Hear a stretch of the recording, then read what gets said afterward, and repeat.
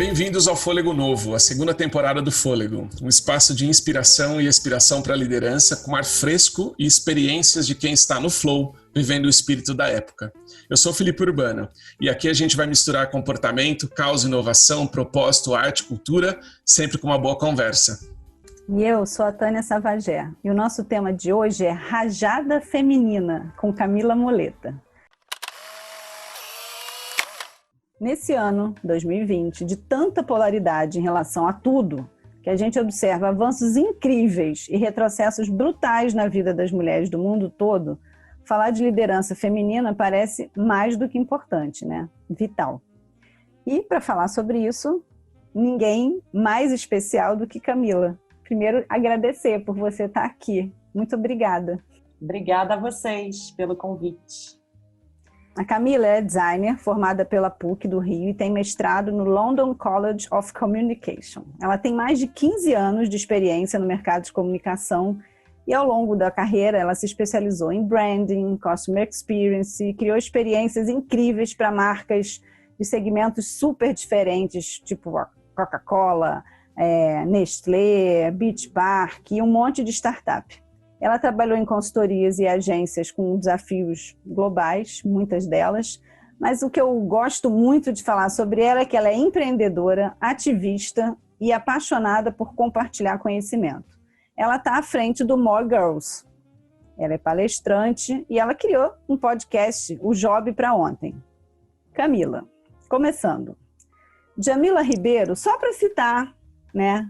Uma pessoa que fala sobre isso. Podia ser outra pessoa, mas ela fala assim: para as próximas gerações, o que a gente trabalha é para que elas possam sonhar. É claro que ela está falando de mulheres negras, mas a gente pode ampliar esse contexto e pensar em mulheres em geral. Com o que as mulheres sonham e o que já é realidade? Começar pedindo para eu comentar um quote da Djamila é injusto, né? É começar com pergunta difícil. Bom, primeiro, prazer estar aqui no Fôlego. Adorei o convite. Brinquei agora há pouco, antes da gente começar, que eu geralmente sou quem faz pergunta em podcast. Então, estou ansiosa para responder as perguntas. Na verdade, eu vou devolver com a sua pergunta com a primeira observação que você fez.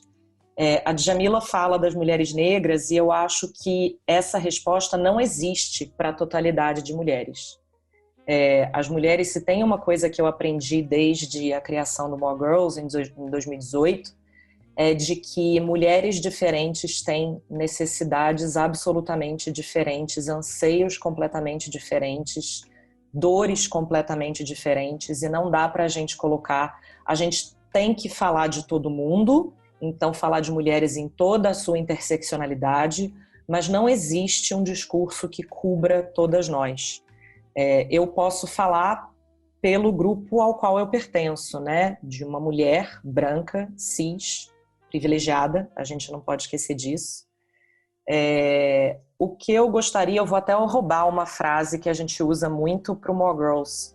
Eu queria não precisar lutar tanto. Eu queria...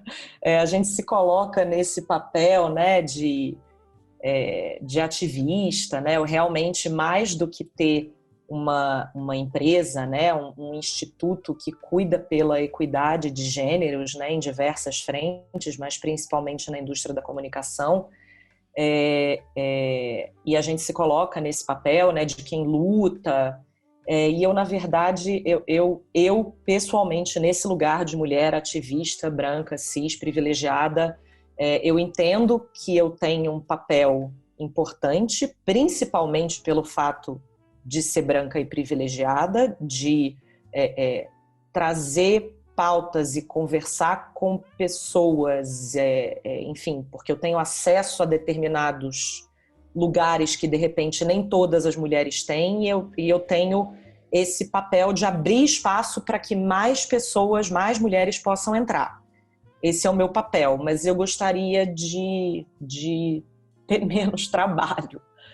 Pode ser que eu esteja dando essa resposta porque a gente está no final de 2020 e também acabamos de brincar que a gente está exaustos, todos estão exaustos, mas eu tenho certeza que todos os grupos minorizados estão mais exaustos ainda pelo motivo que você comentou, né, Tânia, da gente ter tido esse ano tão esquisito, que parece que a gente, para cada passinho que dá para frente, dá 2 para trás.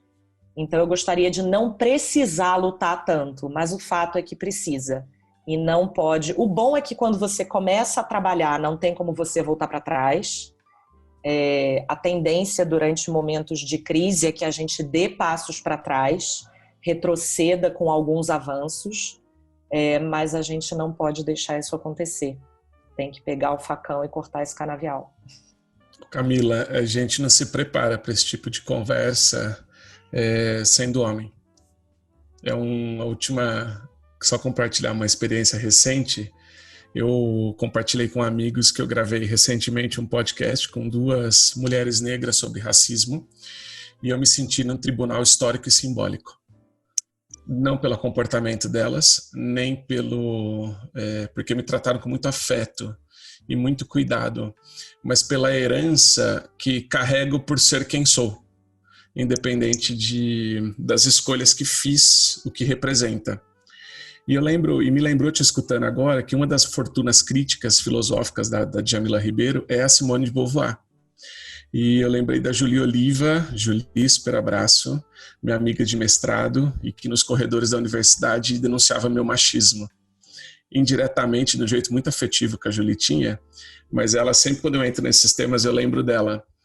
E ela falava muito sobre as dores que carregava toda a agenda do feminismo e todas as suas particularidades, que não é uma agenda única, como você trouxe, né?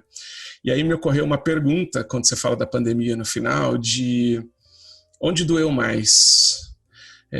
Onde tirou a mulher na sua visão, ou a partir do ponto que olha a mulher da condição de sujeito, desse lugar de quem define e de quem pode fazer as próprias escolhas, enfim. Como que você viu a mulher na pandemia?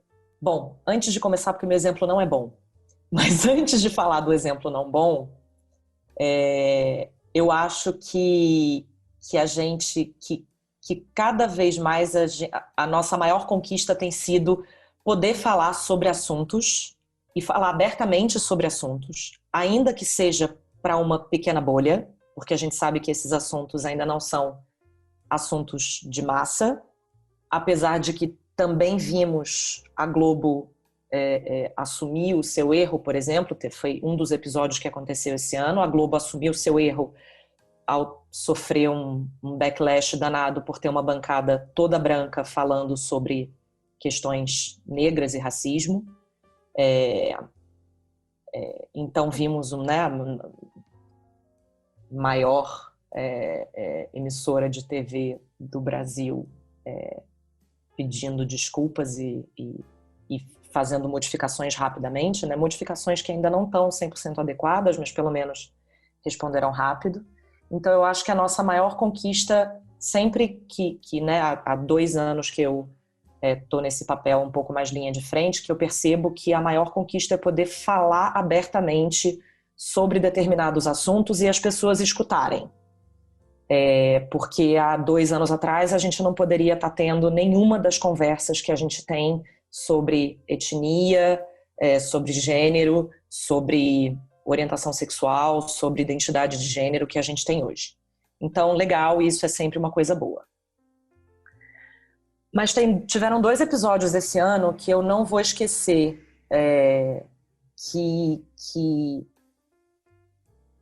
Bom, além de um episódio, né, do mais evidente, que é o Black Lives Matter, que, né, ampliou uma discussão que, de novo, eu tenho certeza que para o povo negro eles estão absolutamente exaustos de falar a mesma coisa.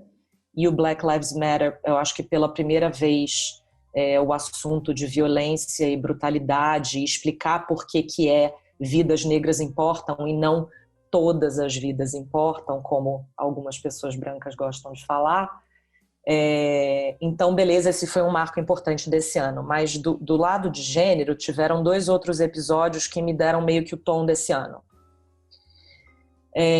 O primeiro deles foi o caso da menina que tinha sido sistematicamente estuprada por um tio e depois que conseguiu a permissão da justiça para fazer o aborto, tudo o que aconteceu depois, inclusive pela ministra dos Direitos Humanos, eu não tenho nem palavras para explicar o que é isso, que país é esse que permite que uma coisa dessas aconteça, e não estou falando do estupro, estou falando da vida desta pessoa, desta menina. E uma outra coisa que, por pior que... Na verdade, está no mesmo tema, né, de estupro, mas apesar de ser menos afrontosa porque não era com uma criança, foi o julgamento agora da Mari Ferrer, que foi estuprada em 2018 e que saiu, e que o julgamento dela foi esse ano.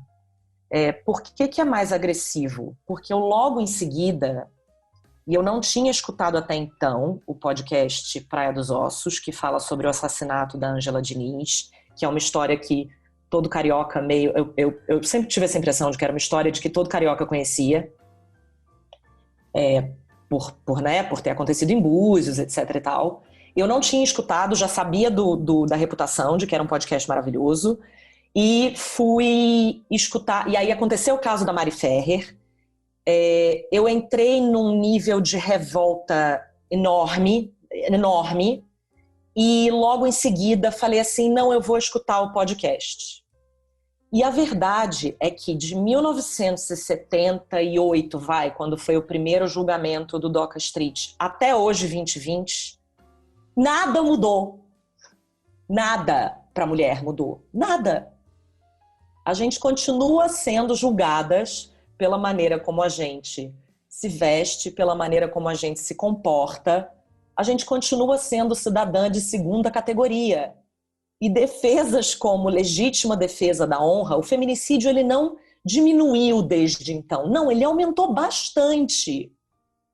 Então a gente continua sendo pessoas menos importantes, em que defesas como a legítima defesa da honra ainda cola. Então, e isso, depois que você escuta esse podcast, não tem como entrar numa revolta profunda, porque nada mudou.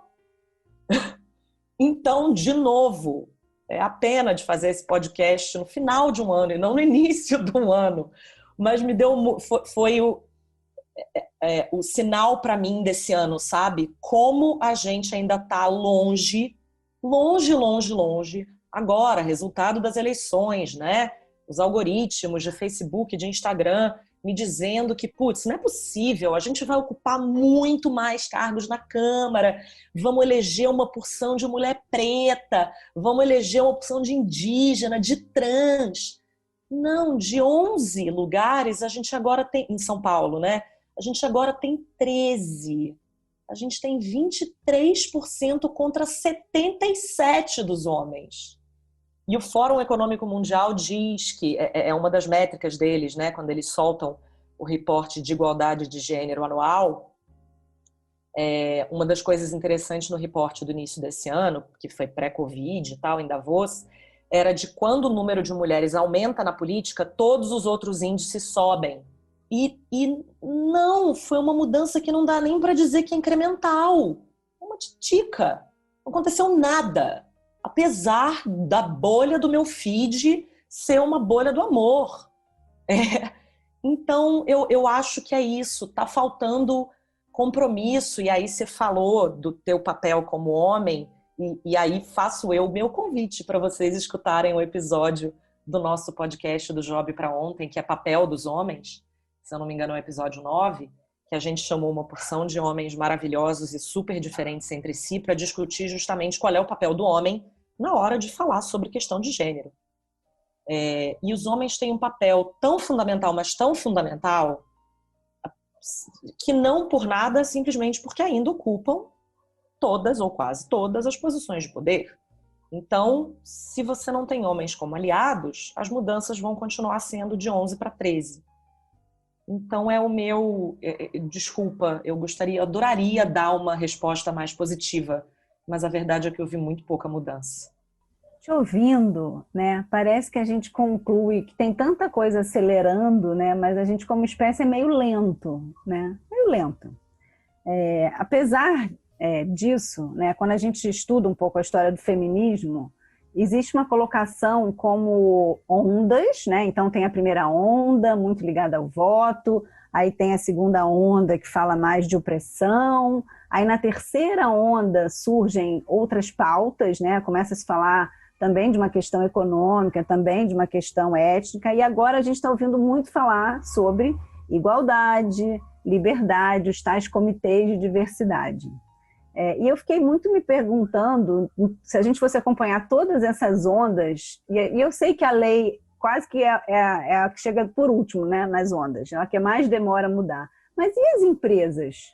Né? Qual será o papel das empresas em todas essas ondas? Mas pensando só nessa agora, você vê algum movimento legal de empresa para acelerar essa transformação?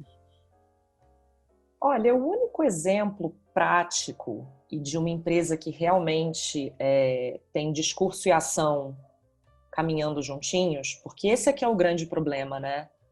Especialmente no campo corporativo hoje, é esse descompasso entre, aliás, de pessoas também. Estava pensando aqui agora, não é só no corporativo, pessoas também. Alinhar discurso e prática, né? Você fala uma coisa e você age de acordo. A única empresa que alia discurso e prática e atua de um jeito que você sabe que vai escalar mudança e não ter mudancinhas incrementais é a Magalu.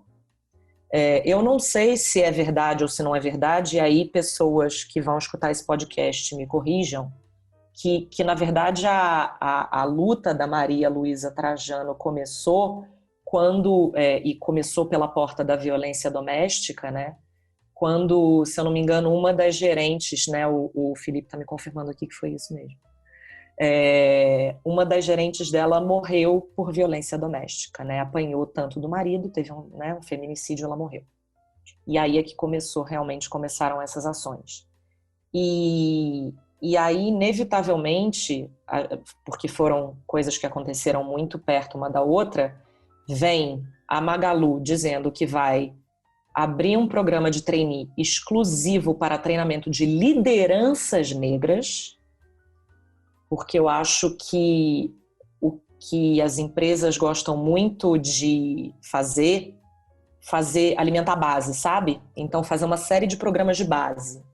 A gente vai abrir um programa de estágio. A gente vai abrir uma escolinha. E isso é muito legal. Você está preparando uma nova geração. Pessoas que provavelmente, né, não vão continuar suas carreiras naquela empresa, mas tudo bem. Pessoas que, né, a porta foi aberta, né, deu acesso, tal e coisa. Mas a gente sabe que essa mudança ela é muito demorada. Porque, imagina, demora o quê? 10, 15 anos da pessoa evoluir de estagiário, né? 15 anos, eu acho, de estagiário até uma posição de alguma liderança.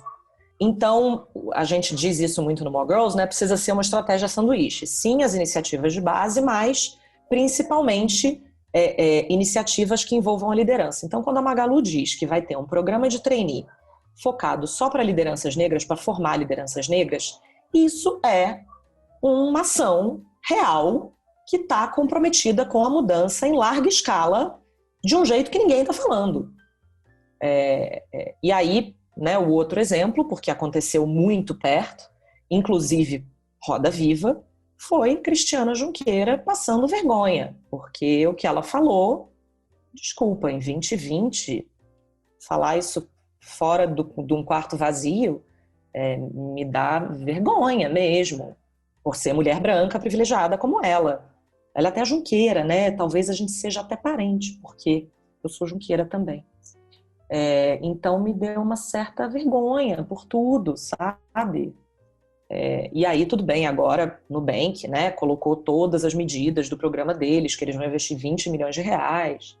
Mas eu acho que a única empresa que eu vejo, não, tá tudo bem. A Avon agora começou um outro programa também, se eu não me engano. A Mafuane, do Instituto Avon, teve com a gente no nosso podcast também. Se eu não me engano, a Avon agora começou um outro programa. Então, são dois exemplos que eu lembro mais recentes que resolveram assumir esse lugar. Não, a gente precisa falar de liderança negra, sabe? Não é Ai, é porque não tem. Ai, não, eu vou começar um programa de estágio. Eu quase caí no risco de falar assim, nossa, Camila, maravilhoso. Mas é que não é maravilhoso. É que eu tava me referindo Não. à sua fala. Então, É pouco. eu me recolhi aqui. Mas eu estava te escutando e estava pensando um pouco nesses ecos, quando a gente vê o exemplo que você trouxe de uma executiva brasileira, de um posicionamento que destoa do discurso, de toda uma agenda que está sendo construída de progresso. E eu lembro, eu vou trazer Djamila Ribeiro aqui de novo, né, numa resposta que ela deu numa entrevista, onde exigiram uma coerência dela em relação ao movimento todo negro no Brasil.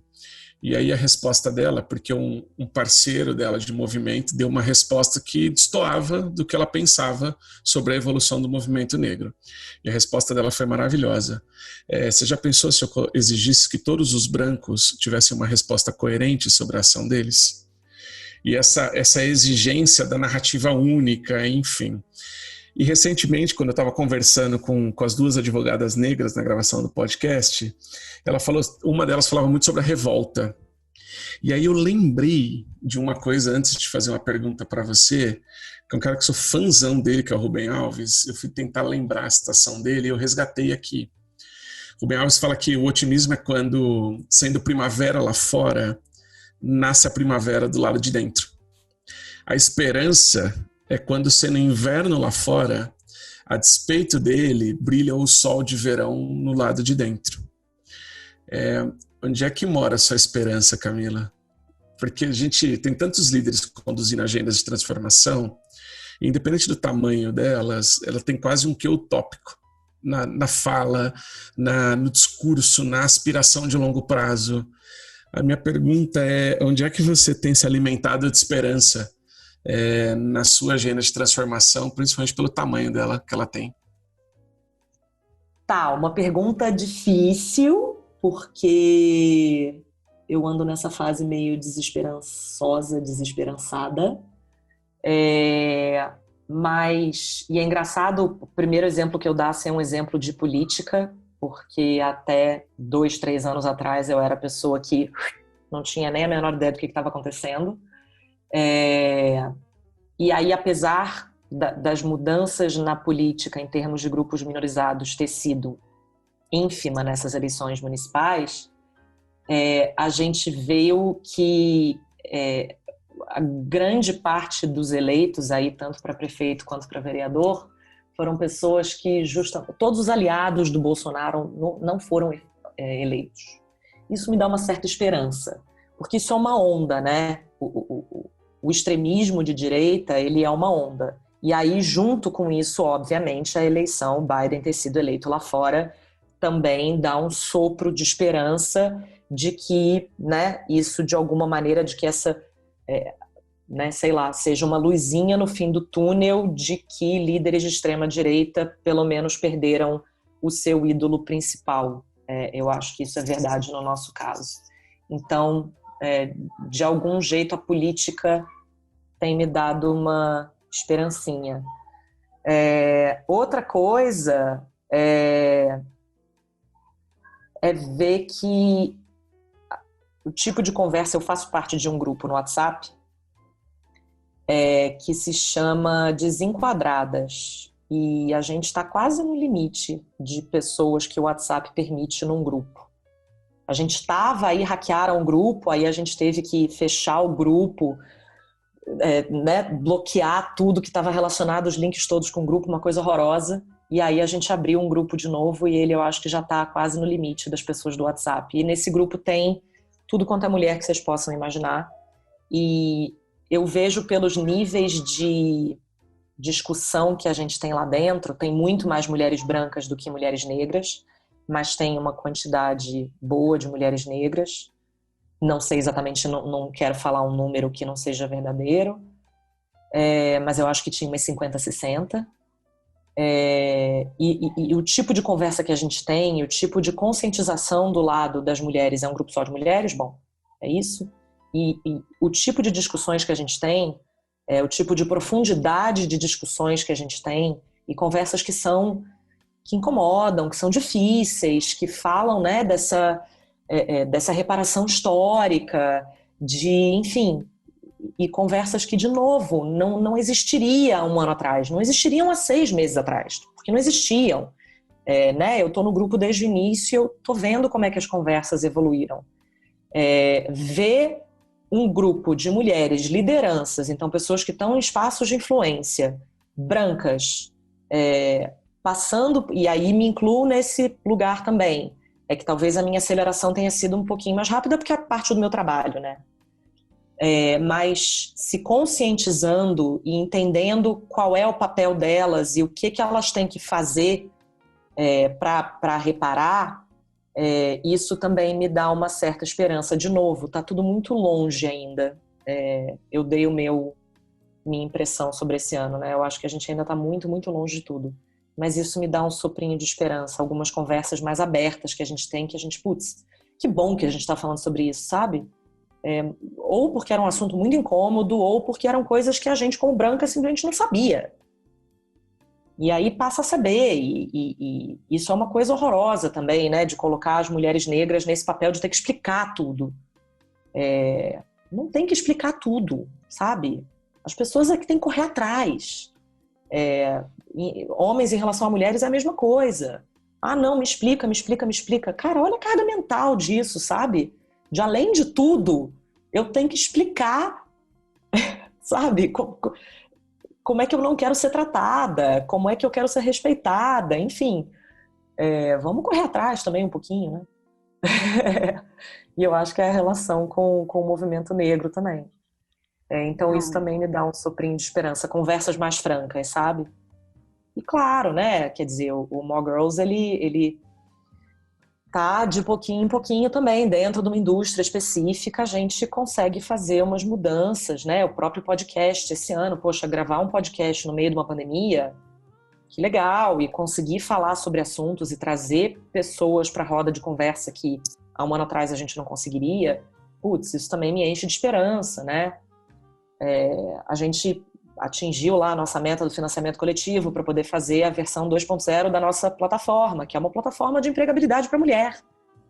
Você quer coisa mais importante depois de um ano horroroso que a gente teve, né? Que as mais afetadas em todos os sentidos foram as mulheres, por serem maioria de chefes de família, né? Então, mesmo que tudo bem, o homem também perde o emprego, a mulher perde o emprego e a quantidade de mãe solteira que tem, mesmo quando está empregada em casa trabalhando de home office, cara, as mulheres estão surtando, pirando, porque o home office não funciona para quem é uma mãe de família, para a grande maioria, não funciona.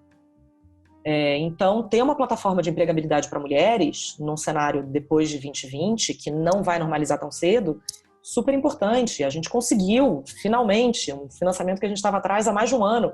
Conseguimos, e então isso me dá esperança também, que bom, vamos conseguir fazer, ajudar mais pessoas. Então, sim, tem alguns soprinhos. É que de vez em quando a gente esquece eles. Isso é um defeito também, a gente celebra pouco as coisas. Muito bom ouvir você falar de conversa e celebrar, né? Eu, como fã incondicional de conversa, uma das coisas que foi muito legal, né, nesse 2020 foi poder ouvir pessoas falando no tempo real, sabe? Então eu consegui ouvir Simon Sinek falando em algum lugar do planeta, mas ele estava falando naquele momento, né? E uma das coisas que ele falou foi isso, assim, cara, a gente está tendo conversa difícil, né? E eu acho que isso é bom, porque antes a gente não estava tendo conversas difíceis, né? E aí você falou de um grupo de mulheres, mas ainda com pouca presença de mulheres negras. Um dos grupos que eu participo e tenho participado esse ano é em torno da leitura do livro de uma líder negra, né? Que é a Leymah Ngombe, que ela, né, fez todo um movimento a partir só de mulheres, um movimento muito pacífico, né? E aí a pergunta que eu ia te fazer é isso, né? Será que as mulheres negras estão puxando mais movimentos? É só uma curiosidade, né? Se você pensa assim, na vice-presidente dos Estados Unidos, CEO do Netflix, sei lá, Carol Conká, Ludmilla, será que é porque estão mais acostumadas com um lutar de muitos jeitos? Faz sentido isso, assim? Você acha que tem Em relação a mulheres brancas, você diz? Em relação a mulheres brancas e em relação a homens negros, né? Será que mulheres negras estão puxando mais os dois movimentos? Eu acredito que sim, simplesmente pelo fato, e aí, desculpa a sinceridade, mas a mulher negra, ela tá na base da pirâmide, gente. Ela é a que mais se ferra sempre, ela tá na base da pirâmide de tudo. Se alguém for se ferrar nesse planetinha, é a mulher negra. E é por isso que, quer dizer, quem sou eu para dizer que é por isso, mas faz sentido que a mulher negra tenha um papel grande na hora de se organizar em grupos e etc. Né? Eu esqueci o nome daquela parlamentar lá nos Estados Unidos que foi responsável, né? Chegou até a gente a dizer que ela foi a grande responsável pela eleição do Biden, porque ela foi responsável por uma quantidade absurda de registro de eleitores negros, né?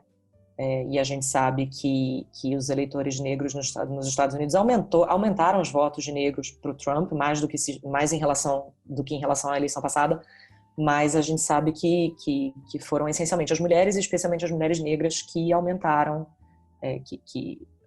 os votos, né, para o Biden. Então eu acredito que seja por isso, né? A história de opressão, ela é muito mais longa, ela é muito mais doída. É isso, é base da pirâmide. É quem tem mais a perder. É quem mais é chefe de família no Brasil. Então faz sentido. Camila, eu queria fazer um eco da sua resposta. Eu passei um tempão da minha vida em sala de aula desenvolvendo líder. Em sala de aula mesmo, 8 horas de treinamento, Brasil, enfim. E dessas turmas todas, uma me marcou muito, que foi fazer um grupo de gerentes de negócio da Natura no Nordeste. Onde público que a Tânia conhece bem também, desses anos todos atendendo a marca. Mas eu lembro de estar no grupo no Nordeste e tinham 23 mulheres na sala. Na faixa, oscilava aí de 30 a 55, beirando 60 anos. E na apresentação do grupo, eu sempre fazia o mesmo exercício. E eu lembro que eu estava sentado numa sala em U, tinha uma quarta mulher, começaram a falar, e eram 100% mulheres. E a quarta mulher, eu falei qual era a história dela com a Natura. E ela contou, imagina o que era uma mulher nordestina há 30 anos trabalhar. Fez um silêncio sepulcral na sala, como se ela me dissesse também do tipo, essa pergunta é sagrada aqui, porque você está tocando em alguém que é quase pioneira nesta agenda de uma mulher trabalhando e sustentando uma casa. No Nordeste, numa realidade que era machista, que ela viveu, enfim. Uhum. E todas as vezes que eu chegava nos lugares, a maioria dos gerentes, que eu não sei como é que está esse indicador hoje, eram homens. E aí eu terminei isso, eu fui falar com o gerente, enfim, fiquei conversando com ele, e ele me contou um pouco a história dessas mulheres. E aí você abriu falando sobre o papel do homem dentro da organização, e eu acho que queria dar uma atualizada nesse discurso meu, que eu assumi há anos numa dessas turmas, a partir da sua narrativa. Quando você vai falar sobre o papel de um líder homem, onde você sente que são as maiores alavancas, onde a hora que mexe nisso num líder homem, a gente abre espaço para uma agenda virtuosa, relevante, para a condição da mulher dentro das organizações e o espaço de liderança que elas precisam ocupar. Tá, vou pegar emprestado termos de branding, tá? Então, tem o lado funcional e tem o lado emocional. Do lado funcional, a alavanca que funciona é dinheiro. Então, se você faz parte de uma empresa e começa a existir uma exigência por parte do board, pelo motivo que for, para você ter mais mulheres na liderança, por exemplo, é o famoso top-down, né? E aí mexe em dinheiro e aí você tem que fazer. E aí essa costuma ser uma alavanca que funciona para homem. E acredita em mim, eu sou a pessoa que tenta trabalhar em alavancas há pelo menos 2 anos. Descobri que alavanca que é essa. Confesso que ainda não tenho uma resposta perfeita não, tá? A resposta que eu vejo trazer mais resultados de curto prazo é a alavanca do dinheiro. Então, na indústria que a gente trabalha mais diretamente, que é a indústria da comunicação, você tem uma agência, o cliente mandou ter para, sei lá, participar de uma concorrência, olha, você tem que ter 50-50. Você tem que ter 30% de lideranças negras. Aí é uma coisa que, né, vem de cima para baixo, então é a alavanca da grana, que é a alavanca que funciona para o curto prazo. Uma outra alavanca que a gente vem tentando puxar, que não funciona muito bem, na verdade, é a alavanca da inovação. Já foi provado por uma série, assim, não tenho nem a quantidade de pesquisas científicas que provam que um ambiente mais diverso traz mais inovação. Isso não é surpresa para ninguém. E aí você tenta puxar a alavanca da inovação.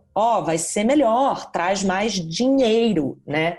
As ações da Natura foram pro teto na campanha de Dia dos Pais com o Tami. Assim, fim, é dinheiro, né? A alavanca da inovação nem sempre funciona. E aí tem do lado emocional uma alavanca que a gente puxa também, até porque costuma ser um trabalho mais lento, porque ele tenta quebrar com um pensamento e um ideal ocidental muito enraizado, que é o conceito de meritocracia. A gente tenta convencer as pessoas, isso é muito difícil, especialmente para homens brancos, né, que estão no status quo, cis, de que a meritocracia é um mito e, na verdade, não existe. Tem muita dificuldade em entender isso. Porque meritocracia, ela presume que todas as pessoas, e aí tem vários vídeos na internet que exemplificam o que é privilégio e meritocracia de um jeito muito mais claro que o que eu vou falar agora. A gente até usa, né, umas metáforas e tal quando a gente faz a apresentação. Mas a meritocracia, ela parte do princípio que se você tem, vamos lá, 2 pessoas com exatamente as mesmas condições, o mesmo background, o mesmo, né, estão saindo exatamente do mesmo lugar. Se uma chega mais longe, é porque ela deu mais duro, portanto, ela merece mais. Falar de meritocracia no capitalismo risos, né? Assim, não tem sair do mesmo lugar. E num país, especialmente como o Brasil, aí é mais risos ainda. Não, é porque fulano não se esforçou. Você teve que pegar 3 ônibus para ir para a faculdade, correr atrás de uma bolsa, sofrer todo o preconceito que você sofreu, vieses inconscientes na hora de ser contratado, ser eternamente preterido por vieses inconscientes que a pessoa que está contratando nem sabia e que exigia inglês absolutamente fluente. 5% do Brasil fala inglês. Abre parênteses, fecha parênteses. Mas o inglês tem que ser sempre muito fluente. É risos, assim, mesmo. Meritocracia não existe. Então, o trabalho que a gente faz de conscientização dos privilégios, todas as pessoas têm privilégios. Algumas têm mais do que outras. Brancos têm mais, e aí generalizando para burro, tá? Brancos têm mais que negros, de uma maneira geral. Sim. Então, a gente tem um trabalho que a gente faz, e aí esse trabalho acontece de diversas maneiras, que é um trabalho de conscientização dos privilégios. E aí, quando a gente consegue fazer as pessoas aterrissarem o que é privilégio, se eu tenho privilégio ou não, aí você pode começar a tentar quebrar um pouco a coisa da meritocracia. Quando você quebra a coisa da meritocracia, Aí a pessoa começa a entender que, putz, então é verdade. Então eu tenho que mudar o meu critério de contratação, eu tenho que mudar a maneira como eu faço entrevista, eu tenho que abrir espaços que sejam específicos para grupos que foram preteridos, basicamente, na história da humanidade inteira. Então aí é que você começa e aí meio que cai uma ficha, sabe? Então esse é o lado emocional da história, lindo, que a gente adoraria, mas nenhuma das alavancas aparentemente está funcionando. A gente tenta, tá todas. A gente tem, cada hora a gente puxa uma alavanca no More Girls. E com alguns interlocutores a alavanca da grana funciona, com outros interlocutores essa conscientização, né, que passa por um trabalho de autoanálise e tal, funciona melhor. Depende do grupo, a gente puxa uma alavanquinha diferente. Mas para mim a alavanca da meritocracia, de quebrar o mito da meritocracia, é das principais, assim. É no momento que você entende, tem uma frase muito maravilhosa que eu já não sei mais de quem que é a definição de privilégio. Privilégio não é sobre o que você passou, é pelo que você nunca teve que passar. Porque geralmente quando você fala com uma pessoa privilegiada, a primeira coisa, ela se arma inteira, ela faz assim, arma, ainda bem que são podcasts, porque eu faço muito sonzinho. Ela se arma inteira, você não sabe pelo que eu passei. E privilégio não é sobre o que você passou, é pelo que você nunca nem precisou passar. Então você não tem ideia.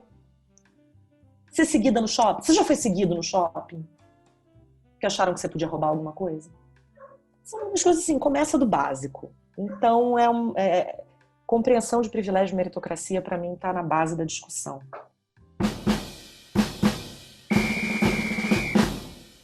Amei isso.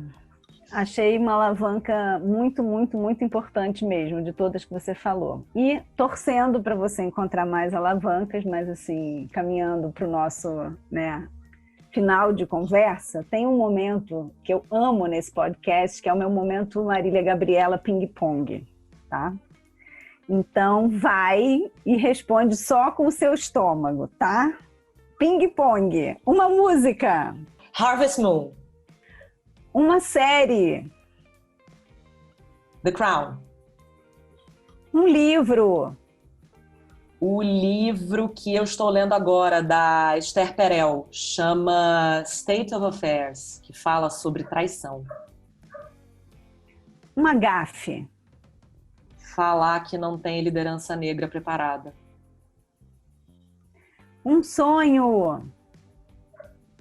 Ai, não precisar ter que lutar tanto, já falei dele, né? Mas eu acho que é isso, não precisar lutar tanto. Poder tomar mais gin tônica na praia.